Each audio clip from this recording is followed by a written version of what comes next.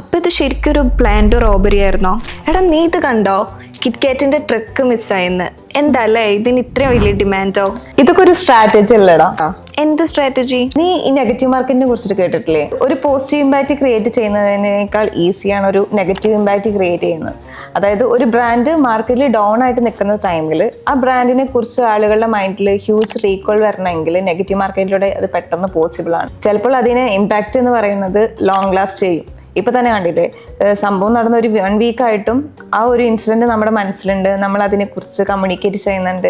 ഈ ഒരു ഇൻസിഡന്റിനെ കുറിച്ചിട്ട് ആളുകൾ ഒരിക്കലും മറക്കില്ല. കുറച്ചു കാലം കഴിഞ്ഞാലും ഈ കിറ്റ്കാറ്റിന്റെ ഹിസ്റ്ററിയിൽ ഇങ്ങനെ ഒരു ഇൻസിഡന്റ് നടന്നിട്ടുള്ളത് എന്നും ആൾക്കാർ. ഓക്കെ, അപ്പൊ നെഗറ്റീവ് മാർക്കറ്റിംഗ് എന്നാൽ ബ്രാൻഡിനെ കുറിച്ച് ആളുകൾക്കിടയിൽ ഒരു ക്യൂരിയോസിറ്റി ബിൽഡ് ചെയ്യാൻ വേണ്ടി ഇന്റൻഷ്യലി ആയ ഒരു പ്രോബ്ലം ക്രിയേറ്റ് ചെയ്യുക, അല്ലെങ്കിൽ അൺഎക്സ്പെക്ടഡ് സിറ്റുവേഷൻ ക്രിയേറ്റ് ചെയ്യുക, അതല്ലേ ഉദ്ദേശിക്കുന്നത്? റൈറ്റ്.